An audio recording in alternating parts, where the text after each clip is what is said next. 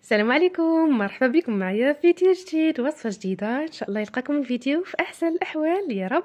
اليوم ان شاء الله غادي نقترح عليكم مملحات اولا مقرمشات كيجيو لذاذين، واللي بعجينة وحده خرجنا عدة اشكال وعدة نكهات، واللي كيميزهم انهم كيجيو ساهلين وسراعين في التحضير ديالهم، يعني بلا مجمد بلا تسراح بلا عذاب، كيجيو ساهلين وكيجيو لذاذ وبنان بزاف. ما عليكم غير تبعوا معايا لا فيديو حتى الاخير. واللي اول مره كيشوف قناتي مرحبا والف الف مرحبا به، عندي اشترك عندي مرحبا به، وفعل الجرس باش يتوصل كل جديد ديالي، وما تنساوش لايك للفيديو الى عجبكم بطبيعه الحال.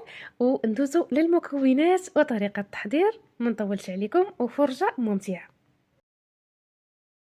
اذا بسم الله على بركه الله. عندي في المكونات عندي 100 غرام ديال الزبده تكون بحراره المطبخ، عندي 2 فرماجات حتى هما بحراره المطبخ، عندي معلقه كبيره ديال المطارد اولا معلقه صغيره، عندي معلقه صغيره ديال الثومه بودره بالاعشاب، وعندي معلقه صغيره ديال الثومه بودره عاديه، وعندي معلقه صغيره ديال الملحه. الا عندكم هنا البصل مجفف تقدروا تضيفوه، انا غير متواجدش عندي، حتى هو كيعطي واحد اللوغو زوين للمملحات.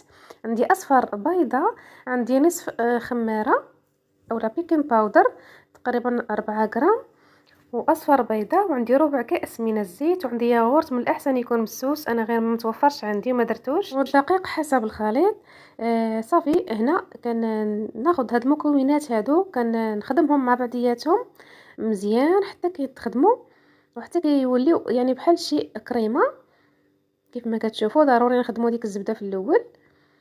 صافي من بعد كنضيف داك الزيت، وكنضيف ديك اصفر البيضه، وكنضيف الياغورت، يعني المكونات ديالتي بالتدريج كندخلهم في بعضياتهم. تقدروا تضيفوا القليل من الابزار الا بغيتوا تضيفوه. كنخدم هادشي مع بعضياتهم مزيان، بعد كنضيف نصف شاشي ديال خميره الحلويات، وكنضيف يعني الطحين بالتدريج. هاد المملحات ساهلين، ما فيهمش شي صعوبه او شي حاجه في الخدمه ديالهم. العجينه ديالهم كتكون رطبه. كنبقى نضيف الطحين تدريجيا حتى كنتحصل على القوام اللي بغيت. كيف ما كتشوفوا عندي العجينه هنا رطبه، الملمس ديالها رطب. صافي كنشكلها هنا الى 3 كويرات، كل كره غادي نقسمها. صراحه انا نسمتها بداك الشيء اللي عندي في الدار، وما كلفش يعني راسي باش نشري شي حاجه، حتى نتوما جربوهم بداك الشيء اللي عندكم في الدار. الكره الاولى درت ليها شويه ديال التحميره وشويه ديال الهريسه، الكره الثانيه درت ليها الزعتر ودرت ليها التوابل ديال السمك اولا التوابل ديال الكفته، اولا يعني نتوما التوابل اللي عندكم، اولا التوابل ديال الدجاج، يعني داكشي اللي متوفر عندكم في الدار، اولا ديروا ليها غير الزعتر. والكره الثالثه درت ليها الثومه بالاعشاب اولا الثومه بودره عاديه، ودرت ليها صراحه درت ليها عطريه ديال السمك اولا توابل عفوا ديال البسطيله، كانوا متواجدين عندي وقلت علاش لا حتى هما ما ندخلهمش في هاد المملحات. صراحه تقدروا ديروا اي حاجه، تقدروا ديروا حتى الفرماج الحمر وديروه معاه الثومه اولا البصله بودره، حتى هو كيجي المذاق ديالهم خطير. كل كره كندخل فيها هاد المكونات هادو حتى ينسجموا مع بعضياتهم. وهنايا التزيين واحد 3 زليفات، يعني الزلافه الاولى كنضيف ليها زنجلان ابيض وزنجلان العادي، والزلافه الثانيه كناخذ شويه ديال السميده وكنضيف ليها الزعتر، والزلافه الثالثه كندير ليها شويه ديال السميده كذلك وشويه ديال التحميره. يعني نتوما تقدروا ديروا اي حاجه كتناسبكم، اي حاجه متوفره عندكم. صافي باش هاد السميده هذه نخرج ليها داك اللون ديالها، كنضيف ليها القطرات شويه معلقه صغيره تقريبا ديال زيت المائده، كنخلطهم مع بعضياتهم مزيان باش نخرج داك اللون ديال داك التحميره، ونخرج اللون ديال الزعتر، كيجي داك اللوين زوين تبارك الله. صافي هنا كنبدا نشكل العجين اللي فيه التحميره وفيه الهريسه، كندير ليه السميده اللي فيها التحميره باش كيجي داك اللون مع اللون المناسب ديالو. كندوزهم في ابيض البيض اللي شاط ليا من ديك البيضه، يعني الاصفر درته في العجين والابيض حتى في الطبيخ. كنديرهم هكا كويرات صغارين على هذا الشكل هذا، وكندوزهم في ابيض البيض وكندوزهم في السميده. صراحه كيجي المنظر ديالهم ولا اروع. تقدروا تشكلوا كويرات، يعني حتى ديروا كميه من الكويرات عاد تبداو تدوزوهم في ابيض البيض باش تربحوا الوقت كيف ما غتشوفوا معايا في لا فيديو. يعني طريقة اللي ساهلة ما كاين ما سهل منها. صراحة كيوجدوا في أسرع وقت. كنحاول ندوزهم بالسميدة وكندوزهم كذلك بيديا، كنحاول نثبت ديك السميدة عليهم باش كتثبت عليهم.